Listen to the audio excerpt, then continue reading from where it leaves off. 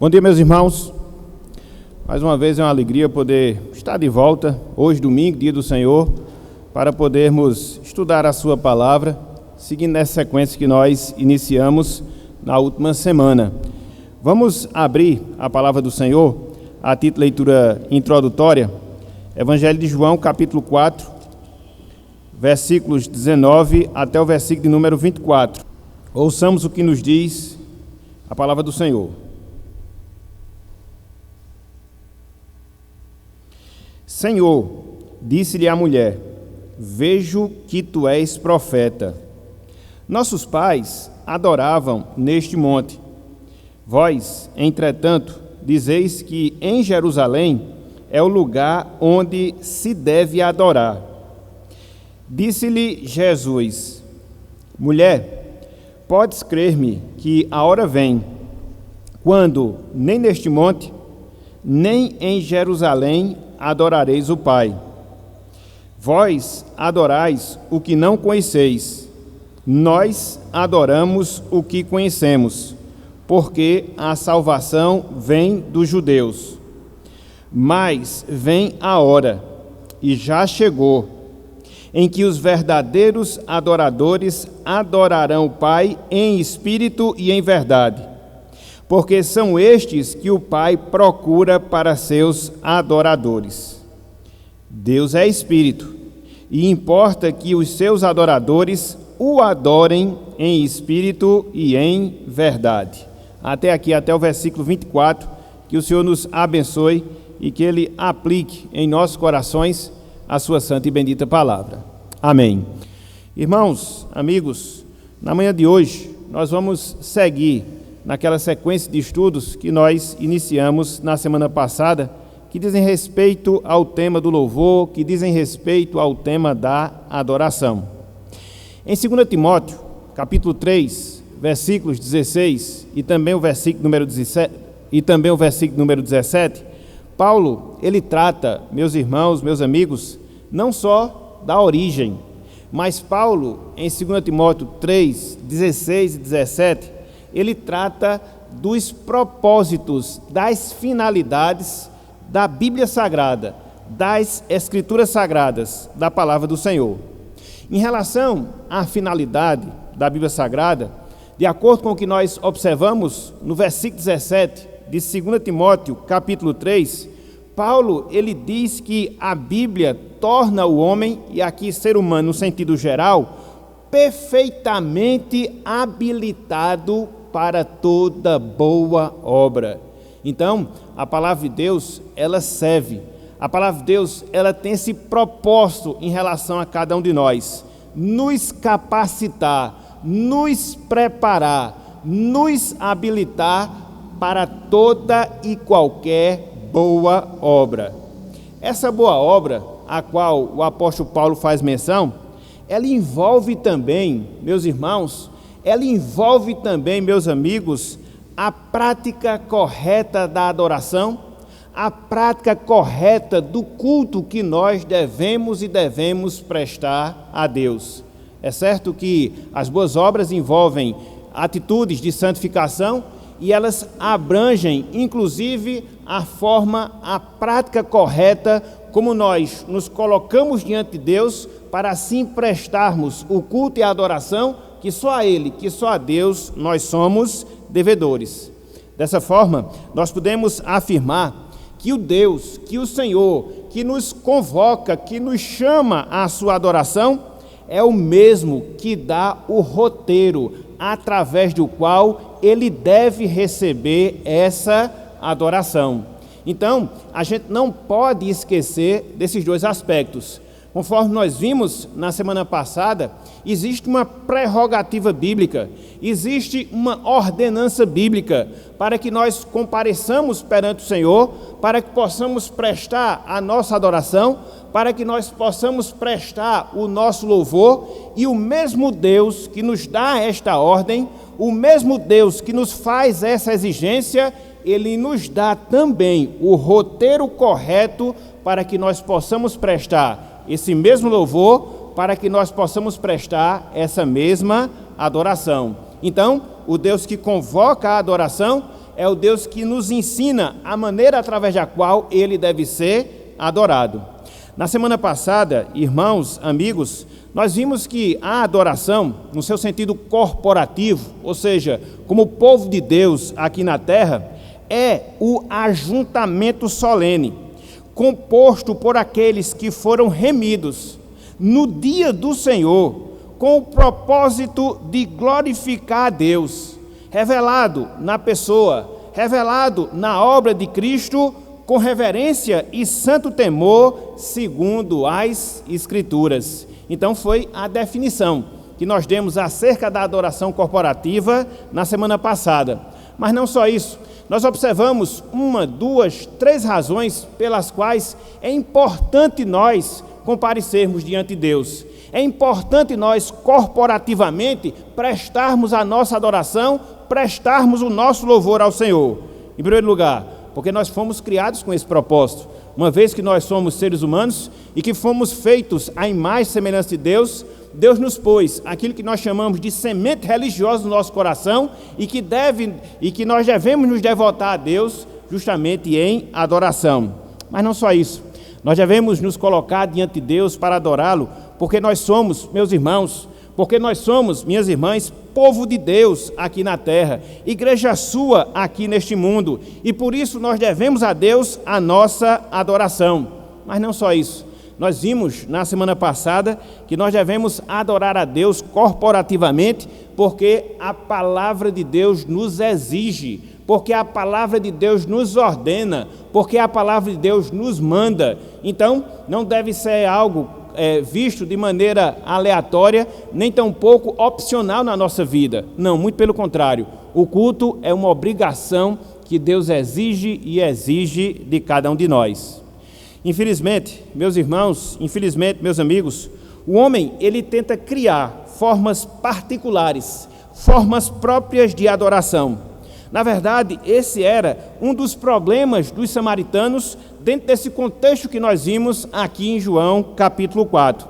Os samaritanos eram um povo que, ao longo da sua história, misturou-se a outros povos, produzindo uma prática deturpada de adoração a Deus.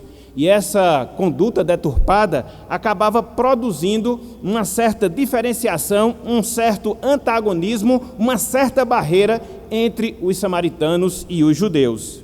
E é interessante porque nessa conversa que Cristo tem com a mulher samaritana, conforme nós vemos aqui em João 4, sobretudo a partir do versículo 19, Cristo, ele realça esse equívoco, esse erro que era visto entre os samaritanos em relação à adoração, em relação ao culto a Deus.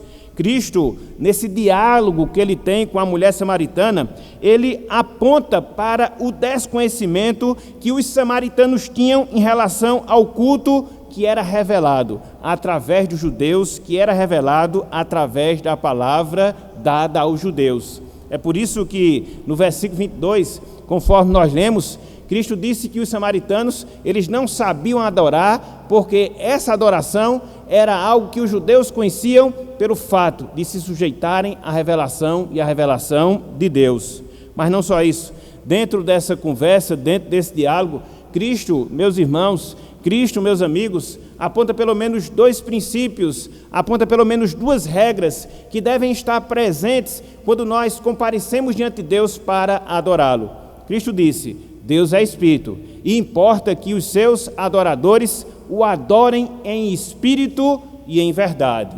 Então, não só é comparecer perante Deus por comparecer, não só é, entre aspas, estar na presença de Deus simplesmente por estar. Não, quando Deus, ele nos chama, não, quando Deus, ele nos convoca à sua adoração, ele requer que essa adoração siga as determinações que ele mesmo estipulou, e conforme Cristo aqui nos ensina, há pelo menos 2 estipulações que devem marcar a nossa adoração a Deus. Nós devemos adorar a Deus em espírito, nós devemos adorar a Deus em verdade. É por isso, meus irmãos, é por isso, meus amigos, que nessa manhã de hoje, nós iremos tratar sobre algumas dessas regras. Nós iremos tratar sobre alguns desses princípios que devem existir para que possamos adorar a Deus de forma corporativa, de sorte que Deus ele possa receber a nossa adoração. Sem a observância desses princípios, a nossa adoração ela não será verdadeira. Sem a observância desses princípios, a nossa adoração ela não será genuína. Por isso a necessidade de nós considerarmos os princípios que Deus estabeleceu, para que através da observância desses princípios, nós possamos verdadeiramente adorar a Deus, nós possamos verdadeiramente adorar ao Senhor. E quando nós falamos de adoração, estamos nos referindo especificamente falando à adoração no seu sentido corporativo, a adoração que a igreja de Deus, que o povo de Deus deve prestar e prestar a Ele aqui na terra. E aí nós podemos nos perguntar, e aí nós podemos nos indagar, mas quais são então esses princípios? Quais são então essas regras que devem nos direcionar, que devem nos orientar, para que nós possamos prestar um culto verdadeiro e que seja por isso aceito diante de Deus? Quais são? Quais são? Quais são? Pelo menos 6, meus irmãos, pelo menos 6, meus amigos, princípios que nós devemos considerar quando tratamos da adoração pública. É claro que na manhã de hoje não vai dar tempo de nós vermos esses 6 princípios. Então vamos subdividir o nosso estudo pelo menos em 2 partes. Hoje, com a graça de Deus, veremos 3 desses princípios. Na semana que vem, prosseguiremos considerando os outros 3 princípios que devem nortear a nossa adoração corporativa. Dessa forma, meus irmãos, dessa forma, meus amigos, para que nós cultuemos verdadeiramente a Deus, em primeiro lugar, nós devemos entender que o nosso culto ele deve ser direcionado exclusivamente a Deus. O nosso culto corporativo ele deve ser direcionado exclusivamente a Deus, exclusivamente ao Senhor. Com isto, nós estamos defendendo que Deus ele é o único a quem nós devemos a nossa adoração, que deve ser prestada através do serviço sagrado, do serviço do nosso culto, do serviço do nosso louvor. Na verdade, esse é o tema central que nós encontramos sendo ensinado logo no primeiro mandamento que Deus nos dá lá no Decálogo, o objeto da nossa adoração. Quem nós devemos adorar? Qual é a pessoa que nós devemos nos prostrar em adoração, em louvor? É justamente isso que nós observamos na palavra de Deus. Abram, por favor, aí, meus irmãos, livro de Êxodo, capítulo 20. Nós estamos aqui no Decálogo. Êxodo, capítulo 20, versículo 3. Qual é o primeiro princípio? Nós devemos adorar exclusivamente a Deus. E onde é que nós encontramos? Primeiramente, em Êxodo, capítulo 20, versículo 3. O texto todos nós já sabemos. Eu queria aqui fazer algumas observações para que nós possamos compreendê-lo melhor. Olhem só o que nós temos aqui, logo no primeiro mandamento. Versículo 3. A palavra de Deus nos diz: não terás outros deuses diante de mim. Não terás outros deuses diante de mim. É interessante que Cristo, ao ser tentado pelo diabo, lá em Mateus capítulo 4, versículos 9 a 10, ele rebate o diabo, mostrando justamente isso, que somente Deus ele deve ser adorado. Somente a Deus nós devemos prestar a nossa adoração. Somente a Deus nós devemos render o nosso louvor. Somente a Deus nós devemos nos apresentar em culto e culto solene. Foi como nós dissemos. O Senhor, meus irmãos, meus amigos, Ele é o objeto da nossa adoração.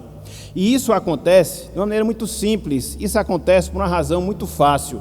Porque Deus tem em si todas as prerrogativas que faz dele o objeto da nossa adoração. Quando nós olhamos, por exemplo, para a própria pessoa de Deus em si, nós observamos que na pessoa de Deus nós encontramos infinitas razões, infinitos motivos pelos quais somente Ele deve ser adorado. Mas não só isso, quando nós analisamos as obras de Deus em si, nós chegamos também à mesma conclusão, que a nossa adoração, ela deve ser devotada exclusivamente a Deus. Por isso, nós chamamos o nosso trabalho solene de culto de adoração e louvor.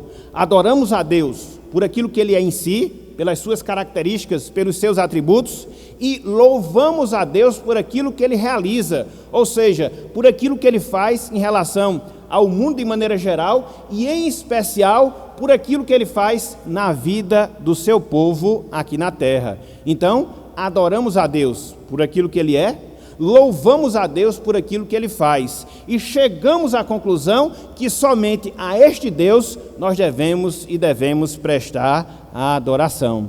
E quando nós olhamos, irmãos e amigos, a palavra de Deus, nós percebemos que essa ordem que Deus nos dá para que nós adoremos a Ele, para que nós não tenhamos outros deuses diante dele, Deus, Ele fundamenta essa ordem no zelo que Ele tem pelo seu nome, no zelo que Ele tem pelo seu ser, no zelo que Deus tem pela sua pessoa.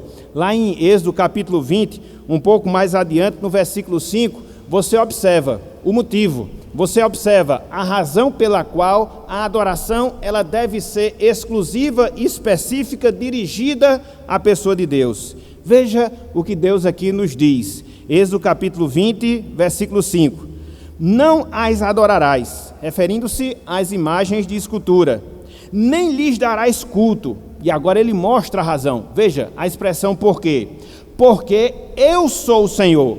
E aqui a palavra Senhor, Yahvé, o Deus autoexistente, o Deus do pacto, o Deus que se relaciona com o seu povo. Eu sou o Senhor, teu Deus, Deus zeloso, que visito a iniquidade dos pais nos filhos até a terceira geração, até a terceira e quarta geração daqueles que me aborrecem. Então, observem, meus irmãos, observem, meus amigos, que Deus ele tem um zelo santo pelo seu nome, um zelo santo pelo seu ser, pelos seus atributos, pelas suas obras, e Ele não admite que nada se interponha ou que nada se iguale a Ele em relação à adoração.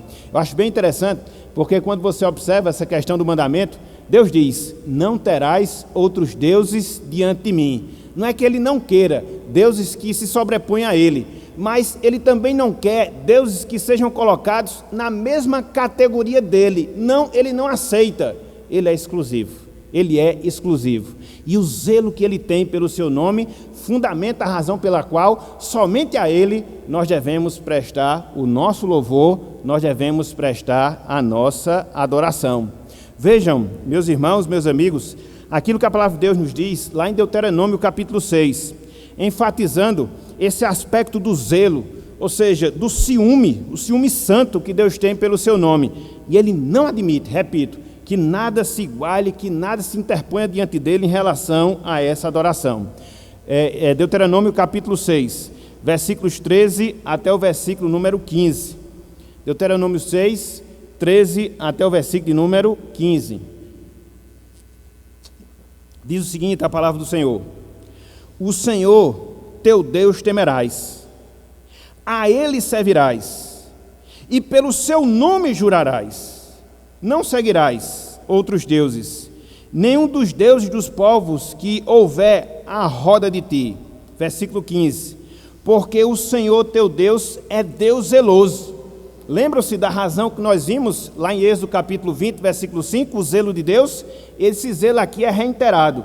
Porque o Senhor teu Deus é Deus zeloso no meio de ti, para que a ira do Senhor teu Deus se não acenda contra ti e te destrua de sobre a face da terra. Então são palavras seríssimas que Deus ele dá aqui ao seu povo. Somente Ele deveria ser adorado, nada mais, nada além dele, somente Ele, somente ao Senhor. Por quê? Ele é um Deus zeloso, que se ira e que não aceita, não admite que ninguém venha a ser adorado além dele, absolutamente ninguém. Então, nós aprendemos aqui, meus irmãos, meus amigos, que o nosso culto, ele deve ser devotado somente e exclusivamente a Deus. somente e exclusivamente a Deus.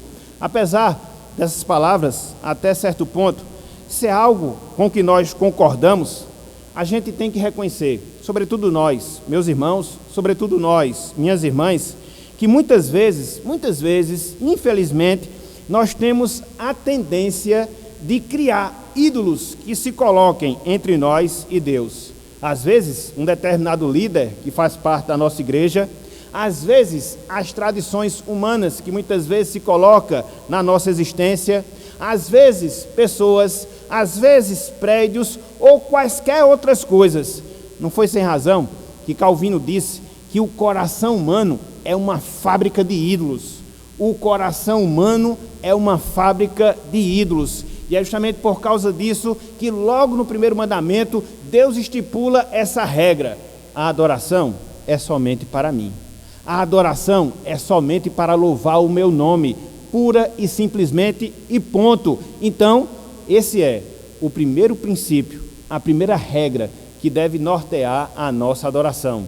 Devemos adorar exclusivamente a Deus. A nossa adoração, ela deve ser exclusiva à pessoa de Deus. Mas não só isso. Em segundo lugar, meus irmãos, meus amigos, a nossa adoração, o nosso culto, para que ele venha a ser aceito, uma vez que ele se submete às regras estipuladas por Deus, em segundo lugar, o nosso culto, ele deve ser mediado por Cristo. Em segundo lugar, o nosso culto, ele deve ser mediado por Cristo. Ou seja, somente através de Cristo é que nós podemos adorar a Deus. Somente através de Cristo é que nós podemos adorar a Deus. A Bíblia diz, irmãos, amigos, que o Senhor nosso Deus é um Deus terrível.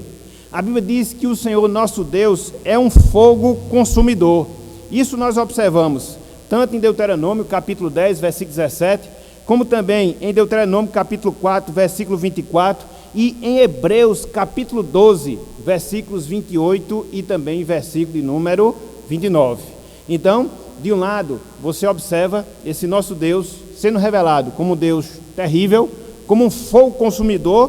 Por outro lado, a Bíblia nos apresenta como pecadores, que estamos destituídos da glória de Deus. Então, em virtude dessa tensão, Cristo, ele se apresenta como nosso mediador, para que através dele, através da sua obra, nós possamos comparecer perante Deus e somente assim prestar a nossa adoração.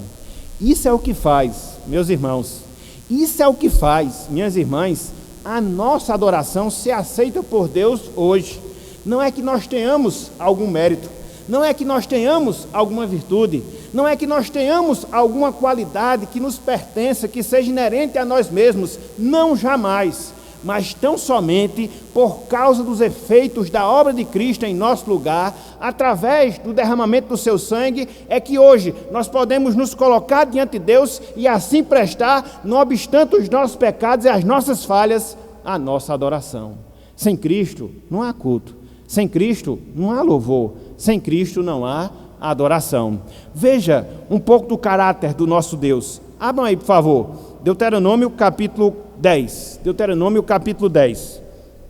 Eu não vou ler todos os textos, como os irmãos sabem, o material está preparado, e quem assim desejar, pode ter acesso a ele e ver as demais passagens. Deuteronômio capítulo 10, versículos 17 e também o versículo de número 21. Veja quem é o Deus, diante de quem nós nos colocamos. Meus irmãos, como a gente tem uma visão vaga de Deus, eu vou para a igreja e não sabe nem o que vai fazer, eu vou para a igreja e não sabe nem quem é o Deus a quem adora. Não, a gente tem que ter uma visão mais específica quanto a isso, porque isso é muito importante. Veja aqui o que a palavra de Deus nos diz, Deuteronômio capítulo 10, versos 17 e também o versículo de número 21. Conheça um pouco do seu Deus. Veja o que nos diz aqui a palavra, versículo 17. Pois o Senhor, vosso Deus, nosso Deus, é o Deus dos deuses e Senhor dos senhores, o Deus grande, poderoso, veja, e temível, que não faz acepção de pessoas, nem aceita suborno.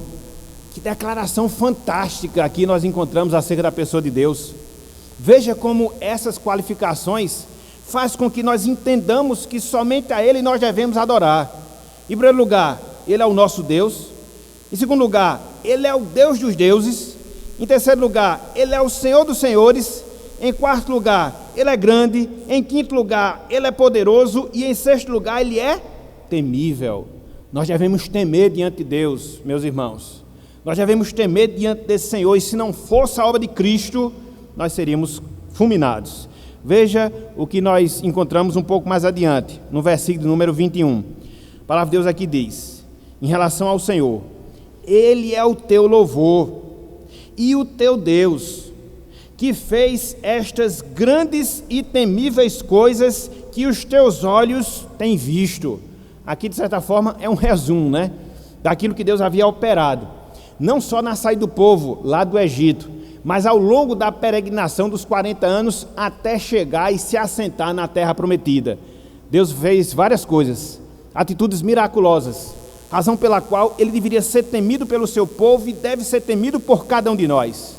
É interessante que essas descrições que nós encontramos acerca de Deus, como Deus temível, como Deus grandioso, como Deus poderoso, elas são confirmadas, corroboradas no Novo Testamento. Abram aí, por favor, meus irmãos, Hebreus capítulo 12, versículos 28 e 29, dentro desse contexto de culto, dentro desse contexto de adoração, veja como os testamentos eles se unem nessa verdade, mostrando um pouco do caráter e da pessoa do nosso Deus. Hebreus capítulo 12, versículos 28 e também o versículo de número 29. Diz a palavra: Por isso, recebendo nós um reino inabalável, retenhamos a graça, veja, pela qual sirvamos a Deus de modo agradável, com reverência e santo temor. Esse servir aqui é o servir do culto, porque o culto é um serviço. A palavra latreia, entendeu? Significa justamente servir, um serviço sagrado. Aí ele mostra no versículo 29 qual é a razão, qual é o motivo pelo qual a gente deve servir a Deus de maneira agradável, com reverência e com santo temor. Verso 29: Porque o nosso Deus é fogo consumidor. Então é por causa disso, meus irmãos, que nós precisamos de Cristo. É por isso que Cristo disse: Eu sou o caminho, a verdade e a vida. Ninguém vem ao Pai senão por mim. Se não for através de Cristo, se não for através do seu sacrifício, se nós não tivermos cobertos com o seu sangue, a gente não vai prestar o culto verdadeiro que Deus ele deve ser, que Deus ele deve receber. Somente por Cristo, somente por Cristo. E eu queria ler uma outra passagem que confirma isso também no livro de Hebreus. Volte um pouquinho. Hebreus capítulo 7, só para nós vermos a obra intercessória de Cristo como permanente na nossa vida, e depois voltarmos um pouco mais para o capítulo 4 e ver como essa obra se relaciona à nossa adoração. A gente até já viu esse texto quando nós estávamos considerando a doutrina da salvação. Eu queria trazê-lo novamente à nossa mente, mostrando esse aspecto do fato de Cristo ser o nosso mediador, do fato de Cristo ser aquele que nos leva à presença de Deus e por isso podermos cultuá-lo. Veja o que diz aqui o autor aos Hebreus, capítulo 7, versículo 25. Ele fala: Por isso também pode salvar totalmente os que por ele se chegam a Deus, ou seja, por Cristo, vivendo sempre para interceder por eles. Então veja que somos conduzidos a Deus através de Jesus Cristo. Sem Ele, nós poderíamos comparecer sim perante a presença de Deus, para sermos fulminados, porque o nosso Deus é o Deus Santo. Agora em Cristo não, por causa da sua obra, por causa do seu sacrifício, por causa daquilo que Ele fez por nós na cruz, Deus nos vê hoje e inclusive recebe a nossa adoração, não é pelos nossos próprios méritos, mas sim por aquilo que Cristo Ele fez por cada um de nós. E isso reflete diretamente na ousadia que eu, você, cada um de nós, meus irmãos, devemos ter quando nós prestamos a Deus o nosso culto, a nossa adoração. Voltem, Hebreus capítulo 4. Veja que palavras maravilhosas nós encontramos aqui. Essa é a realidade, irmãos, essa é a realidade, minhas irmãs, que caracteriza a nossa vida. É isso que deve nos motivar a comparecer na presença de Deus. E doença nenhuma deve impedir que isso aconteça. Doença nenhuma, porque o nosso Deus é o Deus poderoso e pode mais do que qualquer enfermidade.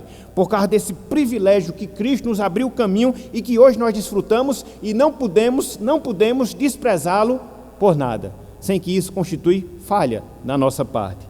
Veja, versículo 14. Hebreus 4, acompanha aqui o raciocínio do autor sagrado.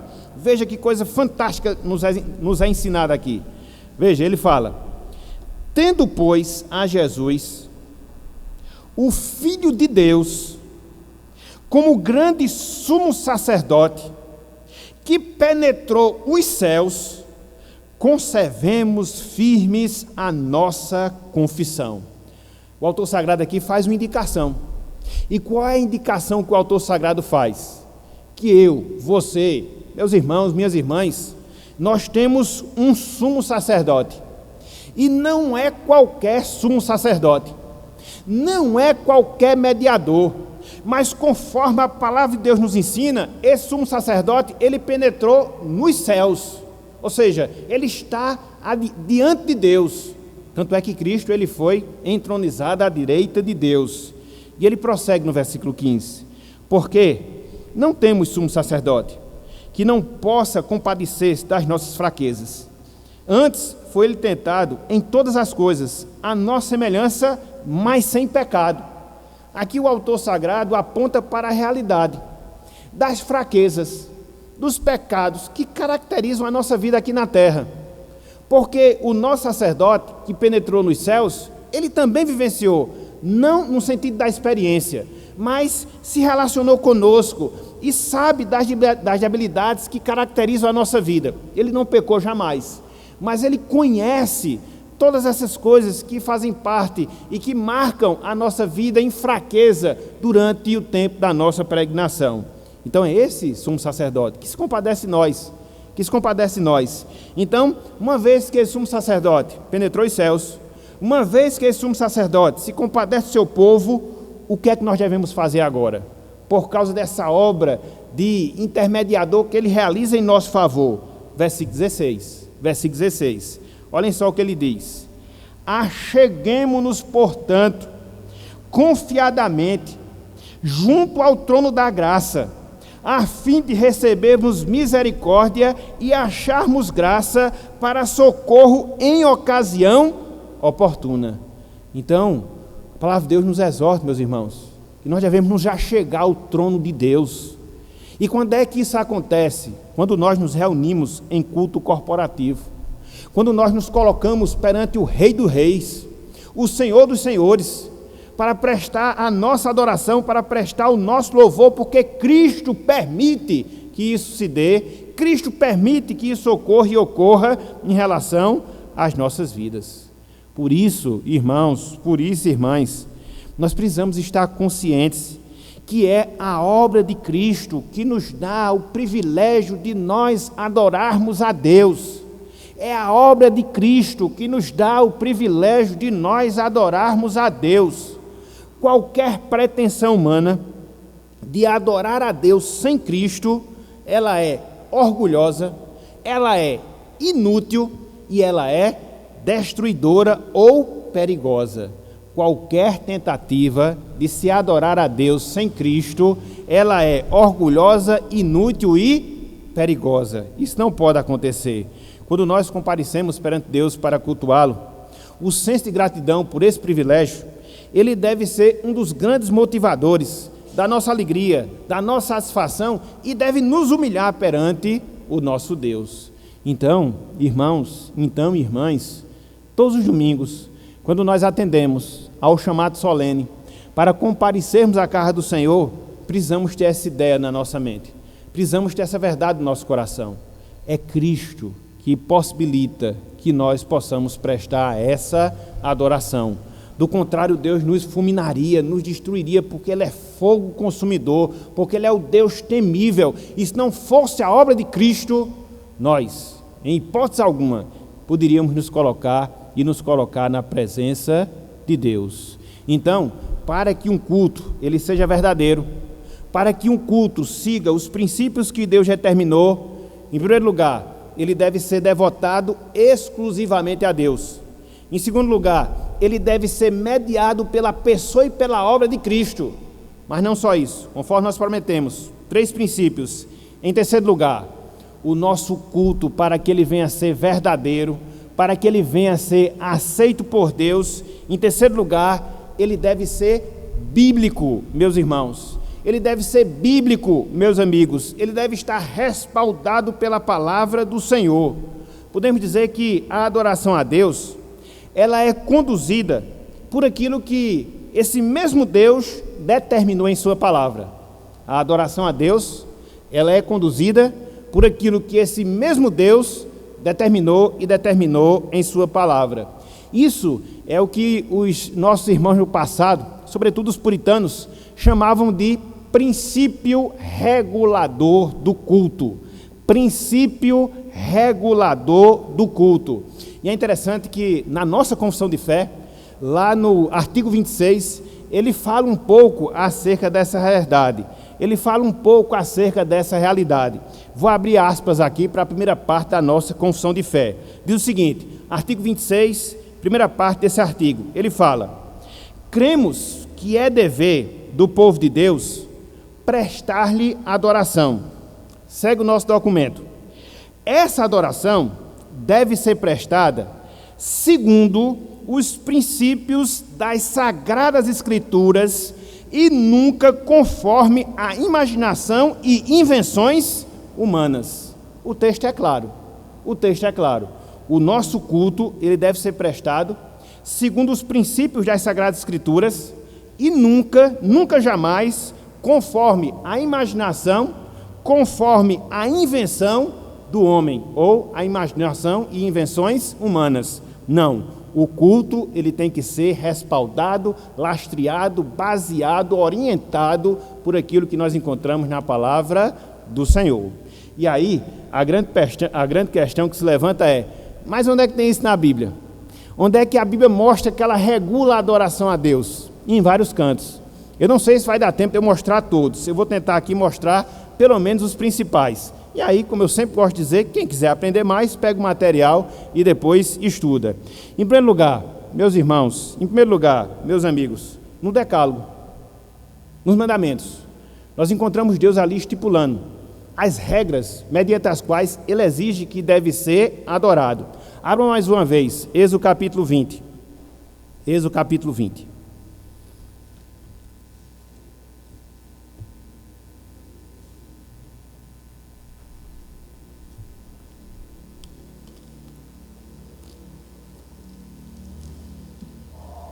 Versículos de 4 a 6.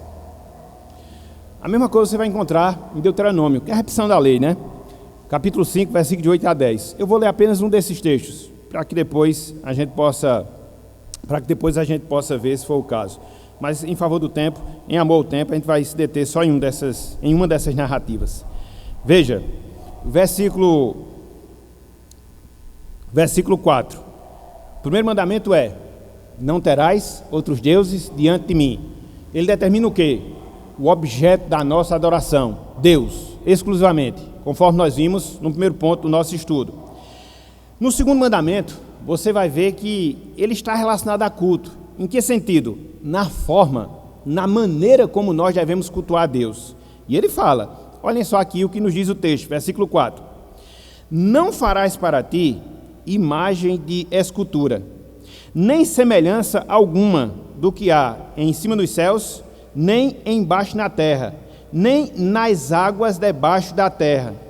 Não as adorarás, nem lhes darás culto, porque eu sou o Senhor, teu Deus, Deus zeloso, que visita a iniquidade dos pais nos filhos, até a 3ª e 4ª geração daqueles que me aborrecem.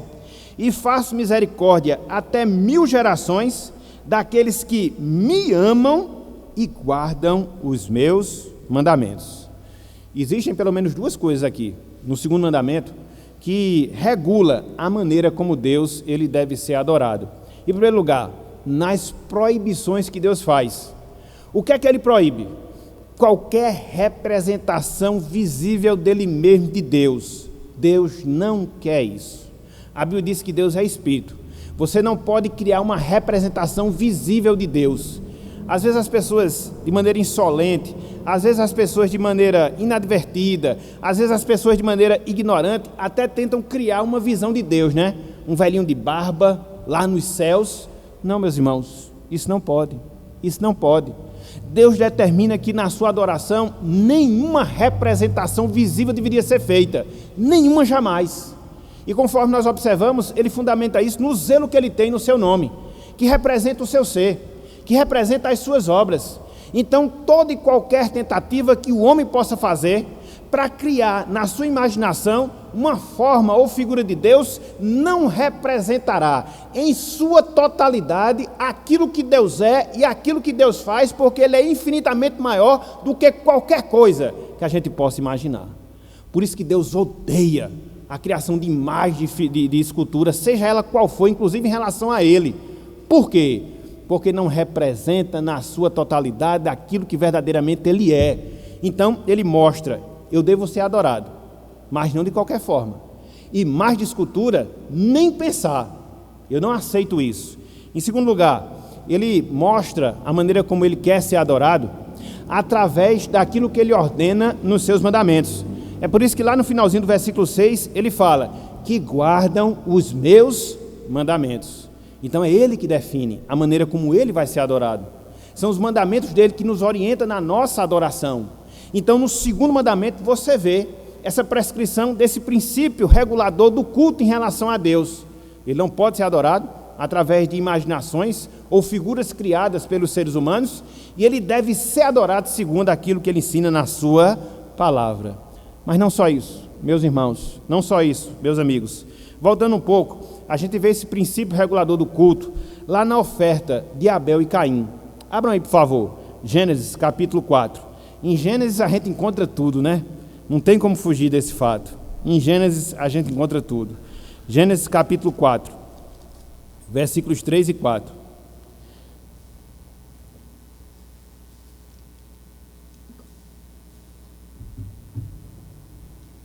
Olhem só o que nos diz aqui, ó.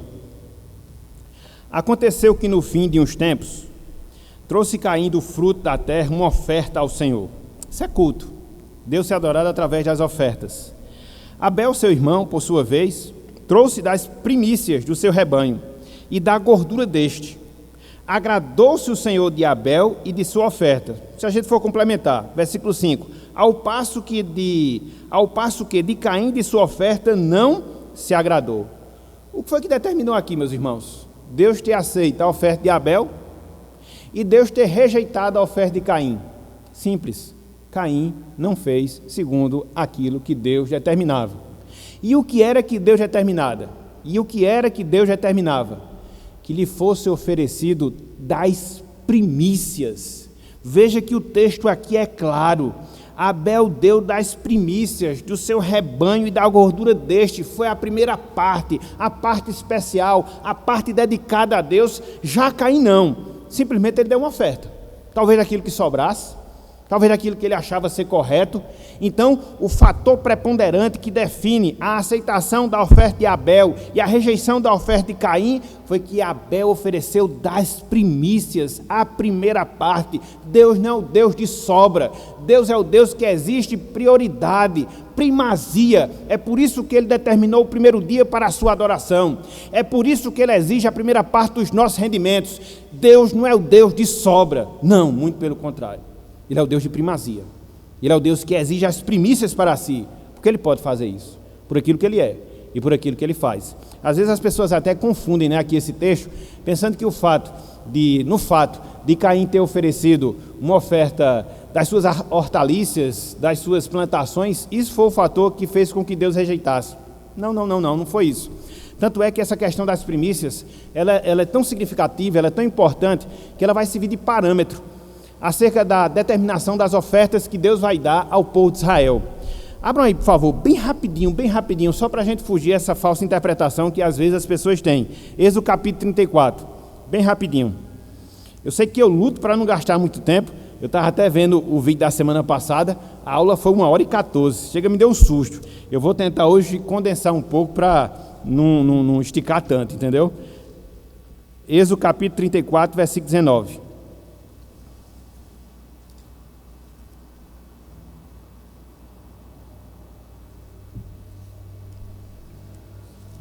A questão não é ser oferecido de hortaliças, a questão não é ser oferecido de animais, a questão é ser a primazia, ser as primícias. Olhem só, versículo 19, Êxodo 34. De todo o que abre a madre, ou seja, as primícias, é meu. É de quem? É de Deus. Veja, também de todo o teu gado, sendo macho, o que abre a madre de vacas e de ovelhas. A Deus pertence as nossas primícias. Então aqui ele regula a oferta de animais. Vá um pouco mais para frente, versículo 26. Em relação à oferta no que diz respeito às plantações. Veja, versículo 26. As primícias dos primeiros frutos da tua terra trarás à casa do Senhor teu Deus. Não cozerás o cabrito no leite da sua própria mãe.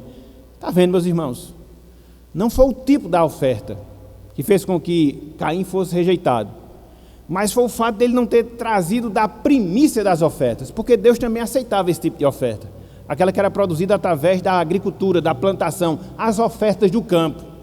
E lá fica claro que Abel deu das primícias, por outro lado, Caim não. E esse foi o fator preponderante, porque Deus exige das primícias, Ele quer ser cultuado através das primícias, e foi isso que Ele havia estipulado e não foi obedecido, e é por isso que Ele rejeita a oferta de Caim. Então veja que Deus ele vai regulando as coisas, a maneira como Ele quer ser adorado. Um pouco mais adiante, vamos ver o episódio de Nadab e Abiú, isso fica muito mais claro, esse detalhamento que Deus faz na sua adoração. Abram aí, Levítico capítulo 10. Levítico capítulo 10.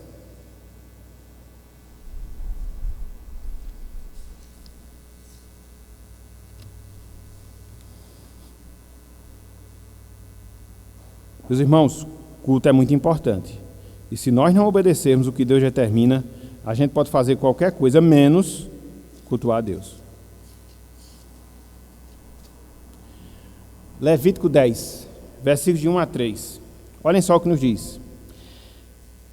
Nadab e Abiú, filhos de Arão, tomaram cada um seu incensário e puseram neles fogo, e sobre este incenso, e trouxeram o fogo estranho perante a face do Senhor, o que lhes não ordenara. O fogo que Deus não ordenara. Trouxeram fogo estranho. O fogo que Deus não havia ordenado, porque o fogo que devia alimentar, conforme nós observamos aqui o incensário, ele deveria ser tirado lá do altar, onde eram feitas as ofertas.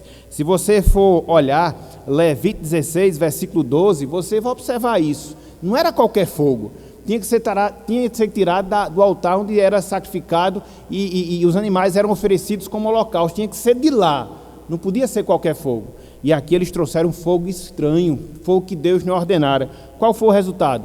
Versículo 2. Então saiu fogo de diante do Senhor e os consumiu e morreram perante o Senhor. Foram fulminados. Estão lembrados daquilo que nós falamos? Que Deus ele é fogo consumidor? Estão lembrados daquilo que nós falamos? Que Ele é Deus temível? Nadab e Abiú experimentaram isso, porque fizeram atos de culto de maneira contrária à palavra de Deus, como Ele não havia ordenado. Ao que tudo indica, não só foi essa questão de ter tirado o fogo de um lugar diferente, mas eles mesmos se apresentaram de maneira equivocada, muito provavelmente embriagados. Se você for olhar o relato desse mesmo capítulo 10 de Levítico, versículo de 8 até o versículo 11, você vê que os sacerdotes, eles não podiam se apresentar diante de Deus para cultuá-lo de qualquer maneira. Ao que tudo indica, eles também desobedeceram a esta ordem. Resultado, eles foram consumidos, eles foram fulminados, eles foram destruídos. É interessante que se você volta um pouco no versículo 24, você vê que Arão, o pai de Nadab, de Abiú, ele também ofereceu ofertas, sacrifícios, cultuou a Deus, e Deus aceitou a adoração deles. Tanto é que Deus enviou fogo do céu para consumir a sua oferta. Veja o que diz aí, Levítico 9, versículo 24. E eis que, saindo fogo de diante do Senhor, consumiu o holocausto e a gordura sobre o altar. O que vendo o povo jubilou e prostrou-se sobre o rosto. Então veja que Arão ele faz segundo aquilo que Deus havia determinado. Versículo 19. Olhem só o que nos diz aqui no versículo 16. Olhem só aqui o que diz o versículo 16, do mesmo capítulo 9 de Levítico. Em relação a Arão, fez chegar o holocausto e ofereceu segundo o rito, segundo Deus havia determinado. Deus desceu fogo dos céus, consumiu o seu holocausto perante o altar. E era daquele altar que o fogo que alimentava o incensário deveria ser tirado. Nadab e Abiú não fizeram isso. Colocaram fogo estranho e por isso eles foram consumidos. Então veja, meus irmãos, através desses textos, como Deus ele é minucioso na sua adoração. Ele não quer que seja feito de qualquer forma. Ele não quer que seja feito de qualquer maneira, mas segundo as suas prescrições. Teríamos outros textos aqui, Deuteronômio 12, Mateus 15, mas eu vou pular. E aqui eu queria chegar naquele primeiro texto que nós lemos, logo na introdução da nossa lição, lá em João capítulo 4, versículos 23 e 24, quando Cristo ele diz, Deus é Espírito e importa que os seus adoradores o adorem em espírito e em verdade. Meus irmãos, minhas irmãs, pense no texto que é mal interpretado, pense no texto que é mal aplicado e que, via de regra, ele quer dar sugestão ou quer dar apoio a formas equivocadas, humanas, carnais em relação ao culto. Não, Deus ele quer a verdade do meu coração, não. A verdade que Deus quer é a verdade da sua palavra. O culto ele deve ser prestado em verdade, em sujeição à verdade de Deus. Não é a verdade que você acha, não é a sinceridade do seu coração, mas sim a verdade que Deus revelou através da sua palavra. São os princípios que ele estabeleceu para que ele pudesse ser adorado. Então, a adoração em verdade, conforme Cristo mostra ali a mulher samaritana, é em sujeição à vontade de Deus, porque os samaritanos, conforme nós falamos, em virtude de ser um povo misturado, eles misturaram também a forma de adoração, adorando a Deus, ou pelo menos tentando adorar a Deus, de maneira equivocada, seguindo alguns padrões pagãos. Não deveria ser assim. Tanto é que eles nem aceitavam toda a revelação de Deus, apenas os 5 primeiros livros, e era por isso também que os judeus não se davam com os samaritanos. Então, toda aquela conversa que Cristo tem com a mulher samaritana permeava justamente esse fato. Que fato?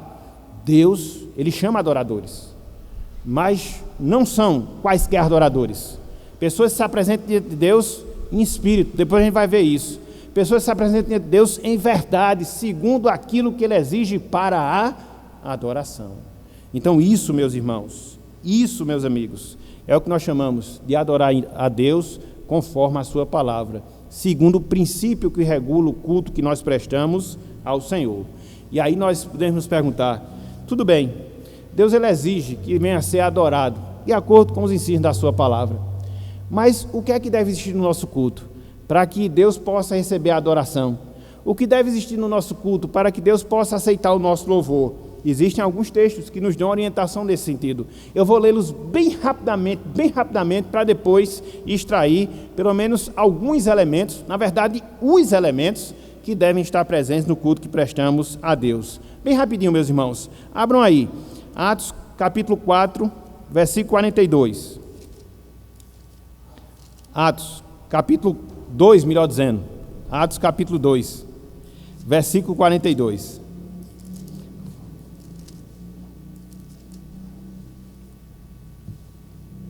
O que é que eu faço dentro do culto?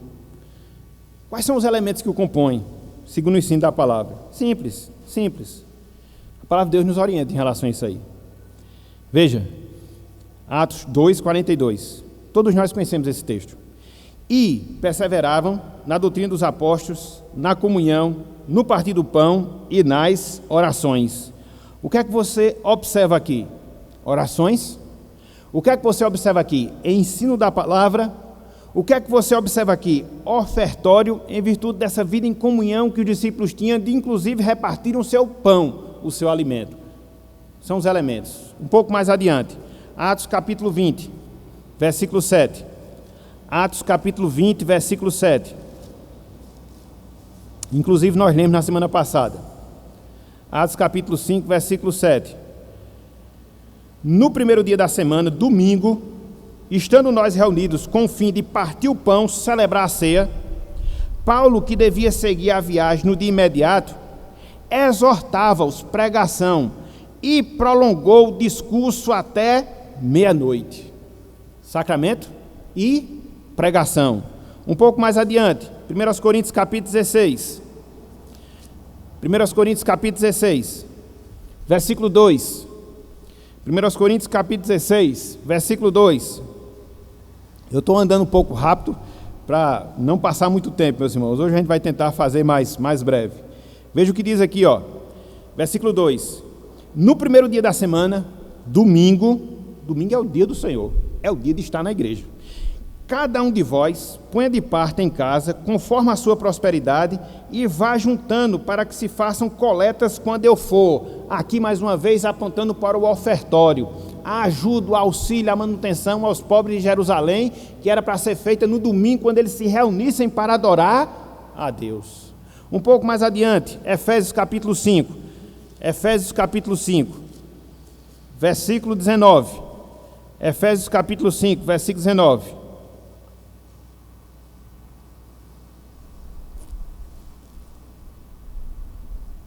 Diz o seguinte: falando entre vós com salmos, veja, entoando e louvando de coração ao Senhor, com hinos e cânticos espirituais. Aqui também a vida comunitária, a vida de igreja, mostrando aquilo que deve existir também no nosso culto corporativo, cânticos, hinos, louvores a Deus. Então, meus irmãos, quando você enxuga aqui esses versículos, outros poderiam ser citados, você observa que existem 5 coisas que devem marcar o nosso culto, 5 elementos: cânticos, orações, ofertas, leitura e expulsão da palavra e a realização dos sacramentos, batismo e santa ceia do Senhor, e só.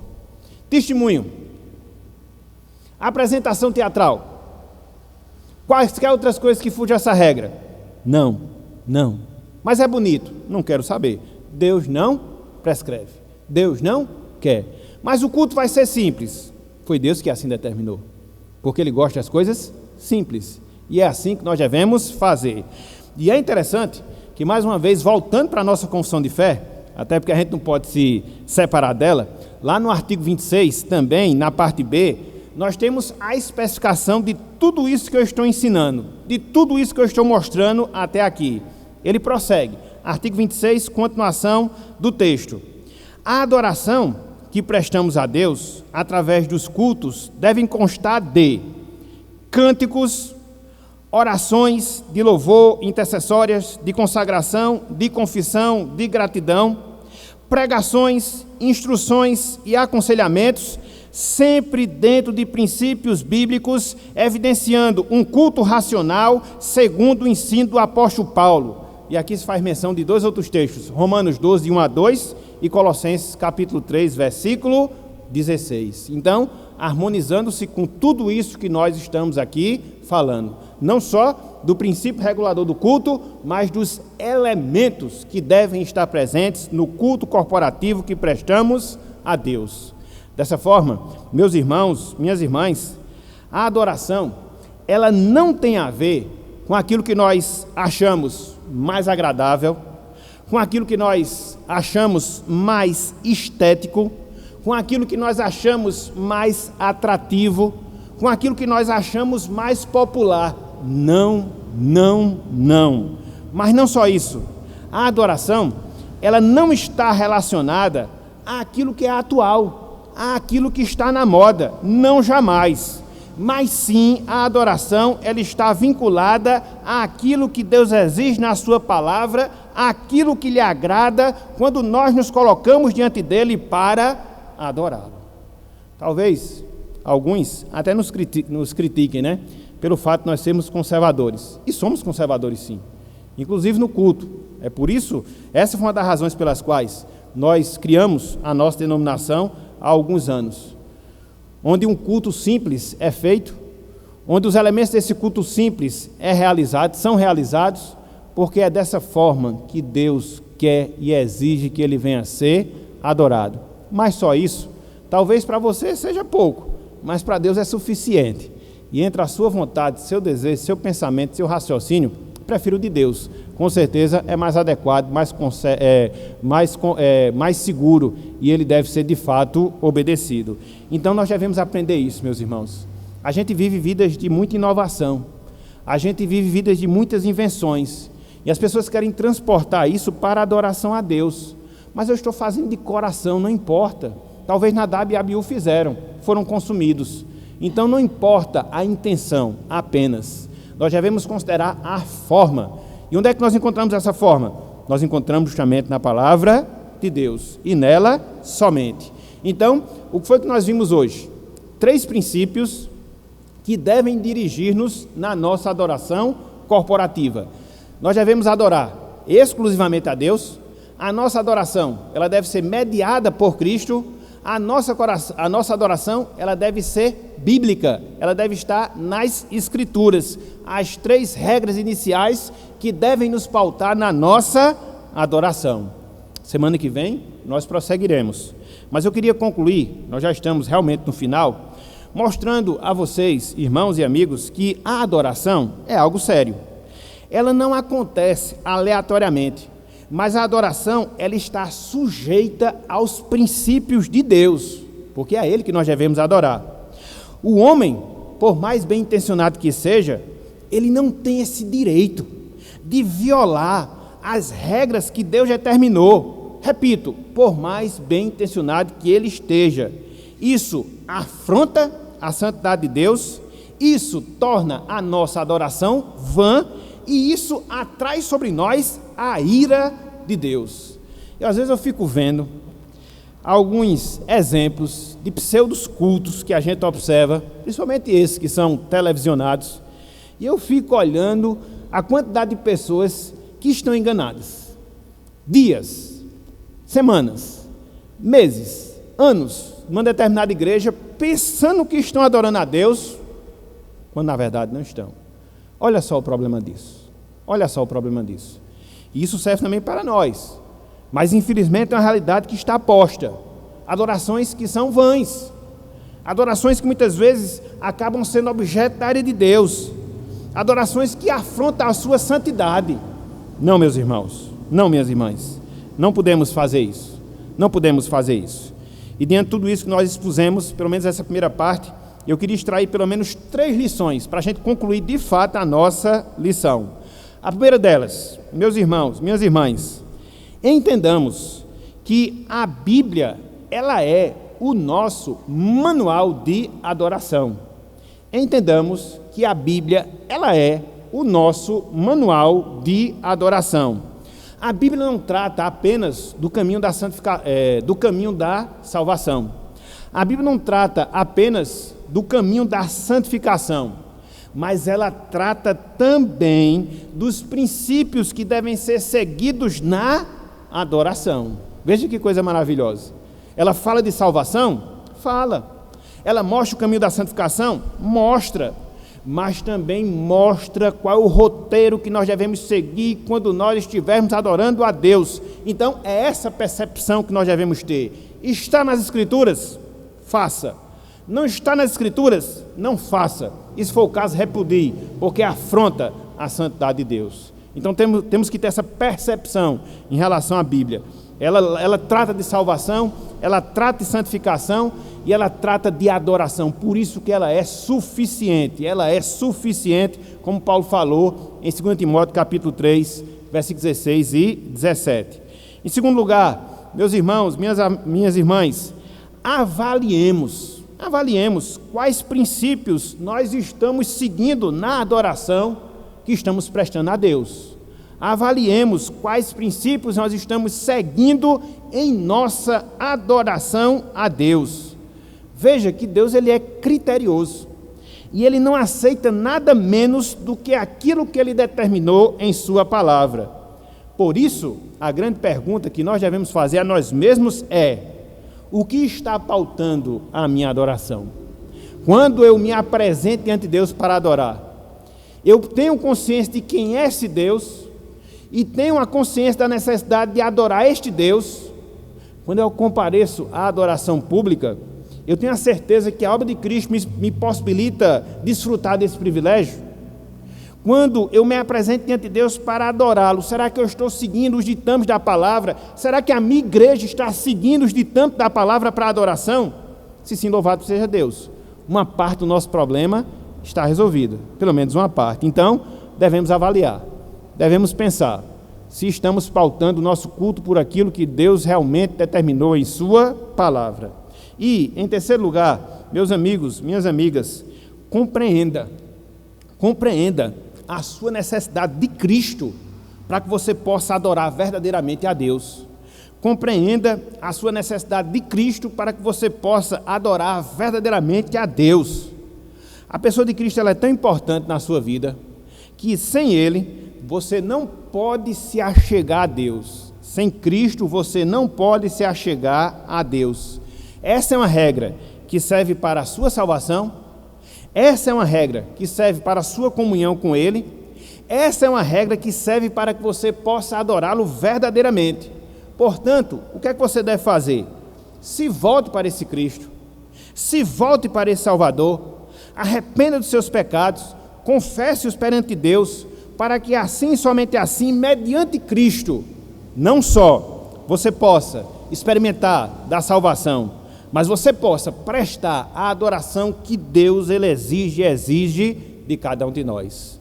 Portanto, meus irmãos, meus amigos, que esse Deus nos abençoe, que Ele aplique a sua santa palavra em nossos corações, e na próxima semana a gente vai fechar vendo outros 3 princípios que devem nortear a nossa adoração pública, a nossa adoração como Igreja de Deus aqui na terra. Então, que esse Deus nos abençoe e que Ele aplique a sua santa palavra em nossos corações. Amém.